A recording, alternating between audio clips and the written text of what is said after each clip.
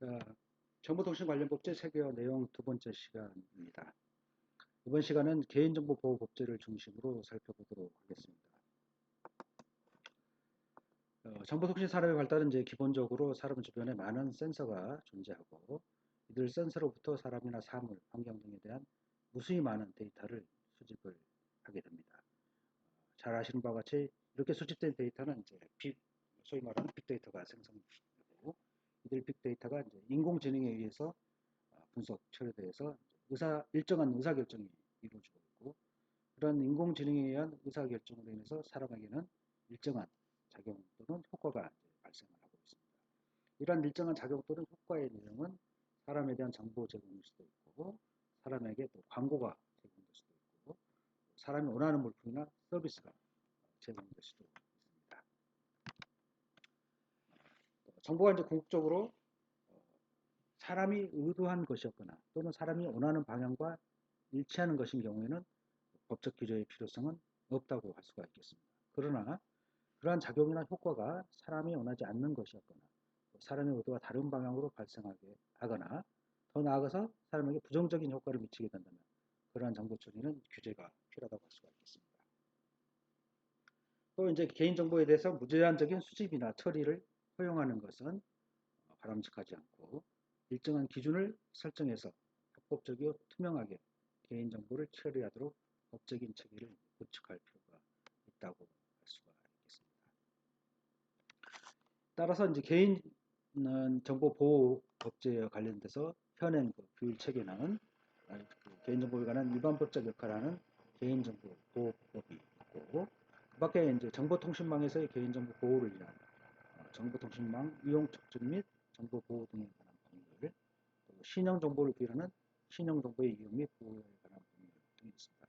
이 개인정보보호법, 정보통신망법, 신용정보법 이 세 가지 법을 소위 데이터 3법이다 이렇게 이제 칭하기도 합니다. 또 근자에는 이제 이치정보에 적용되는 이치정보의 보호 및 이용 등에 관한 법률도 제정해서 시행되고 있습니다. 또 이제 그 밖에 이런 이제 일반적 사항들을 규율하는 법률 이외에 개별적으로 이제 의료법 등 같은 데서도 개인정보에 관한 규정을 하고 있고 개인정보 보호에 대해서 규율을 하고 있습니다. 또 이제 그 법령 수준에서 개인정보를 규율하는 것과 함께 실제로 이제 법을 집행하는 행정청 내지는 행정기관에서 일정한 가이드라인 형태로 이제 발표하는 경우도 있습니다. 예를 들면 이제 개인정보의 피식별 조치를 통한 개인정보의 활용을 가능하게 하려는 목적으로 제정된 개인정보 피식별 조치 가이드라인 또 이제 온라인 상에서의 맞춤형 광고에서 쿠키나 트래킹 기술을 이용해서 개인정보를 수집하고 처리하는 경우를 규율하기 위한 목적으로 제정된 온라인 맞춤형 광고 개인정보 보호 가이드라인 이런 것들도 법률은 아니지만 행정 지침적 성격으로서 개인정보를 규정을 하고 있습니다. 현행 개인정보보호법제 하에서는 실제에 있어서는 온라인상의 개인정보 처리와 이치정보의 처리는 정보통신망법에 의해서 방송통신위원회가 규율하고 있고 신용정보에 대해서는 신용정보법에 의해서 금융위원회가 규율하고 있습니다. 나머지 이제 오프라인 영역과 공공 영역에서의 개인정보 처리는 개인정보보호법에 의해서 행정안전법을 하고 있습니다. 개인정보보호법은 개인정보 보호 기본계획의 작성이나 법령의 개인정보 침해 요인 평가, 또 개인정보 보호에 관한 법령의 해석 운영에 관한 사항 등에 대해서 심의 의결하는 기능을 개인정보보호위원회에 맡기고 있습니다. 개인정보 보호에 관한 전문기관으로서 한국인터넷진흥원이 설치되어 있고 또 개인정보 침해에 관한 분쟁이 발생한 경우에는 그 분쟁 해결을 위해서 개인정보 분쟁 조정위원회를 운영을 하고 있습니다. 다음 이제 그 현행 개인정보보호법제의 이제 한계에 대해서 살펴보도록 하겠습니다. 우리나라는 개인정보 보호에 관해서 충분한 고려가 없이 정보통신망법이 개인정보보호법보다 이제 먼저 시행이 되고 있었고 그렇기 때문에 이제 이 정보통신망법과 개인정보보호법의 관계가 이제 모호해지는 역할이 있었습니다.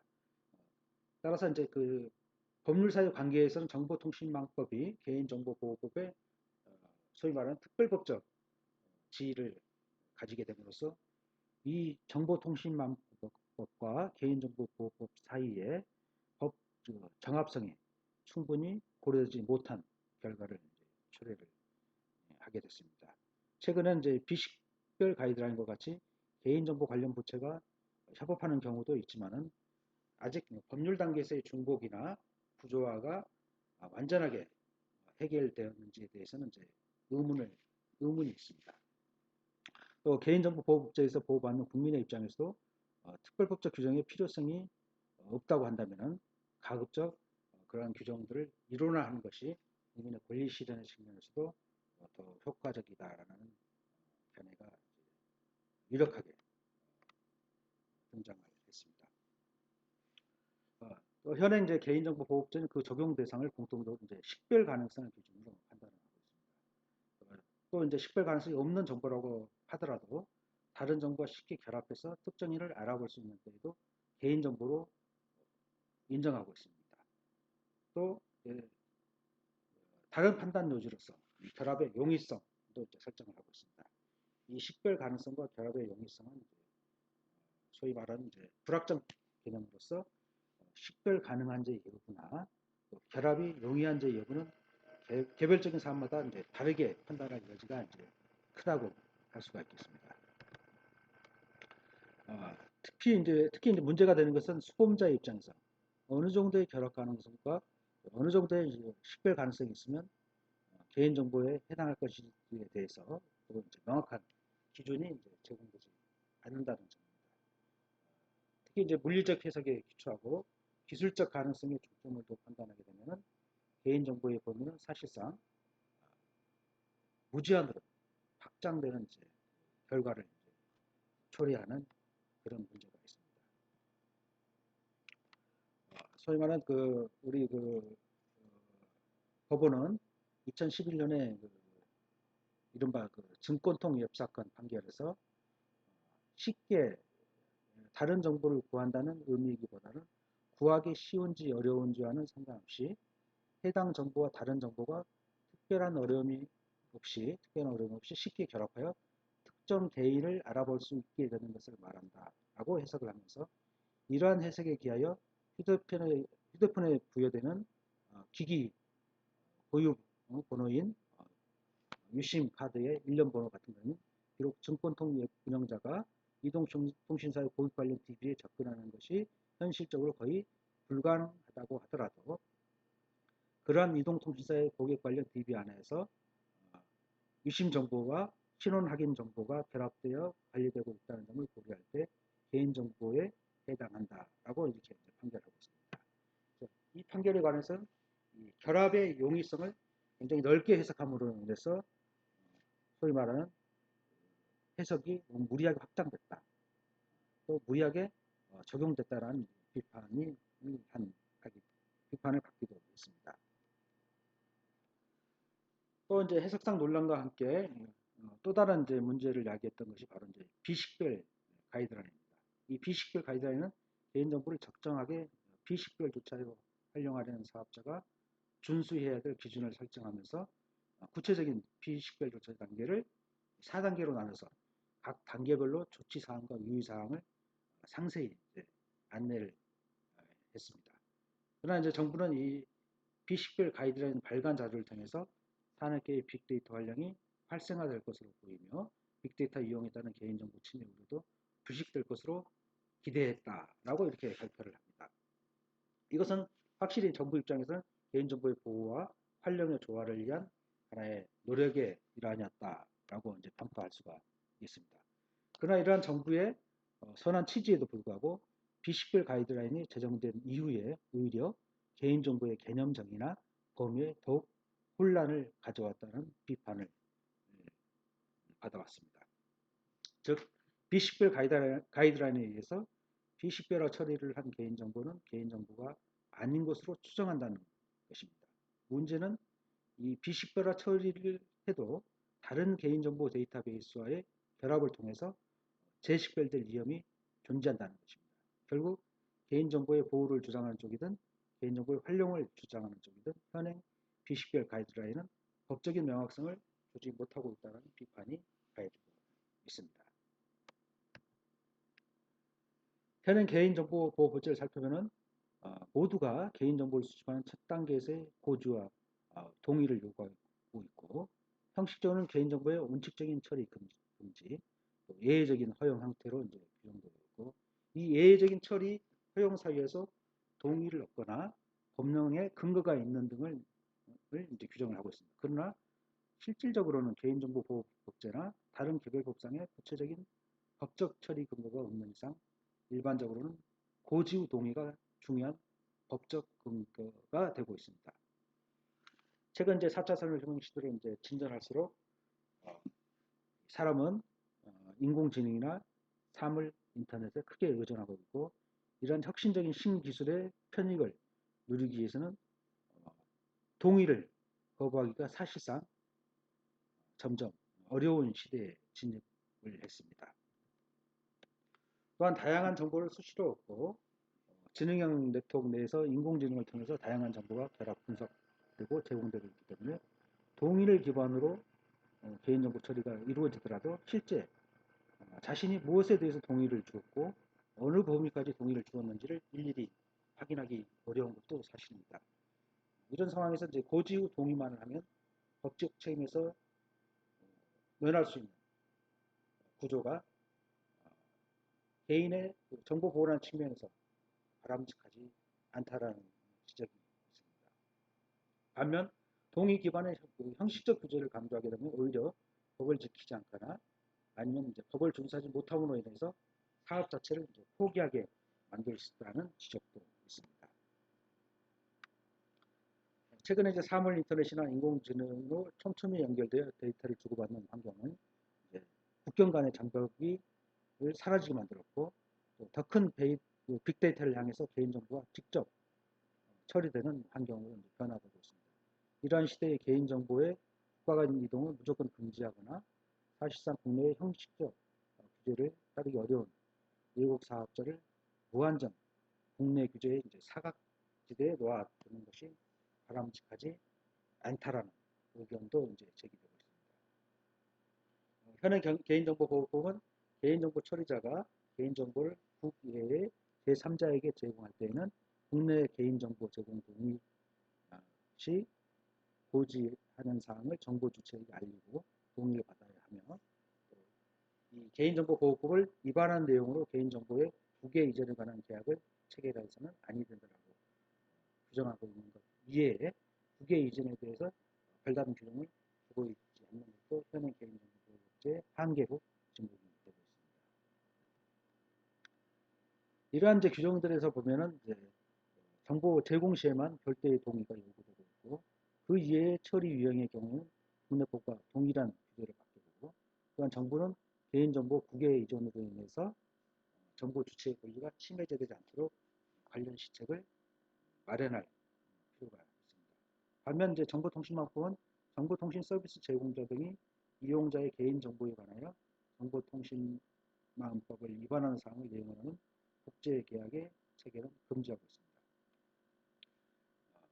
개인정보보호법에 따른 국외 이전과 정보통신망법에 따른 국외 이전이 서로 이제 다르게 규율하고 있는 것도 온오프라인이 융합되어 가고 있는 시대에는 적합하지 않다라는 지적이 있고, 또 이 양 법제 간의 불균형에 대해서 법의 수범자들의 입장에서는 혼란을 받을 수도 있다라는 지적도 끊임없이 제기가 되어 왔습니다.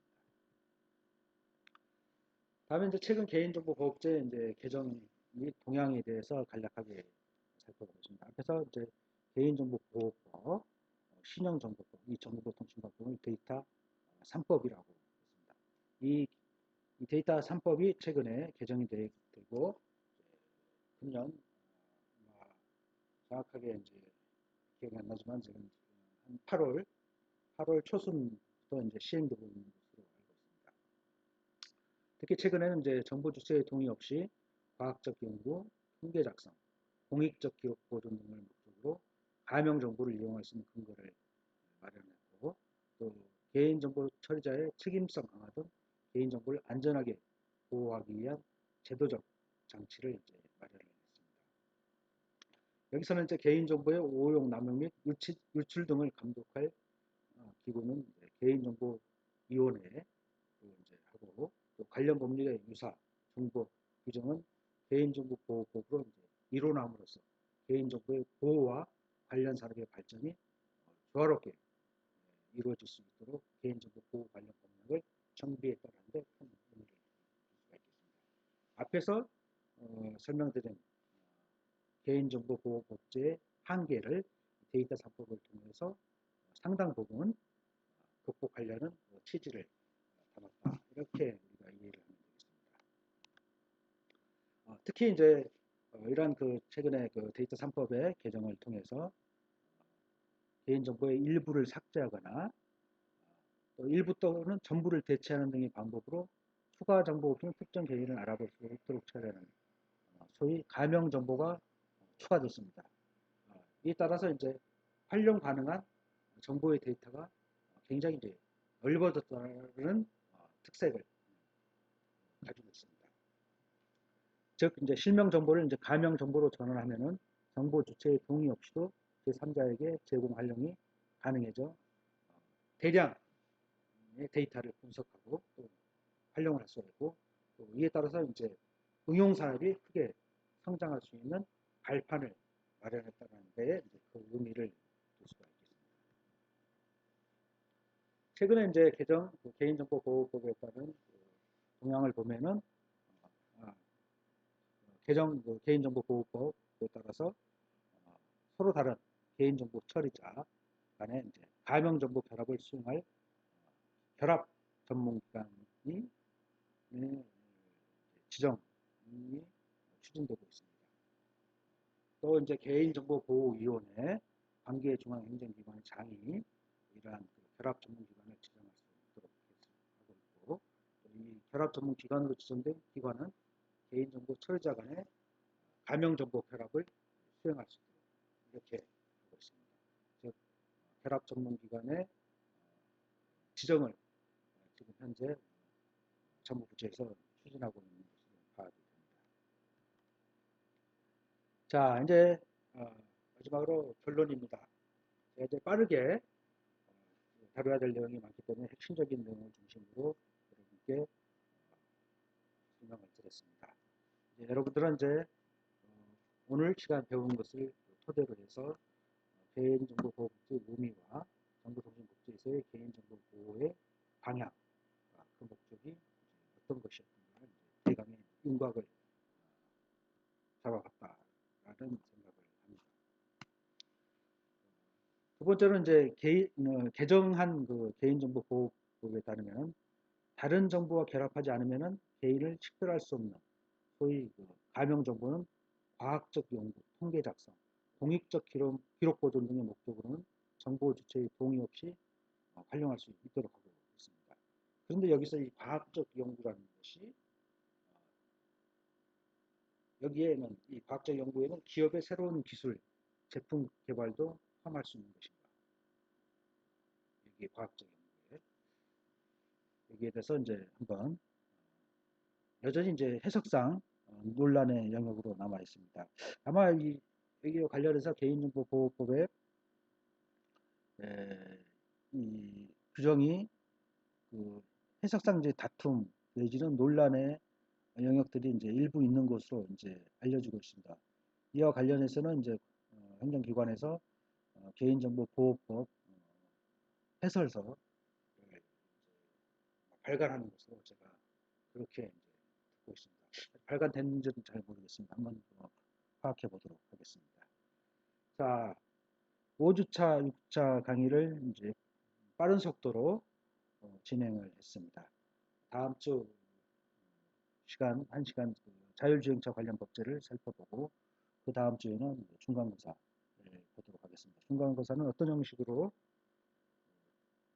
할 것인지에 대해서는 제가 한번 생각을 하고 다음 시간에 말씀드리도록 하겠습니다.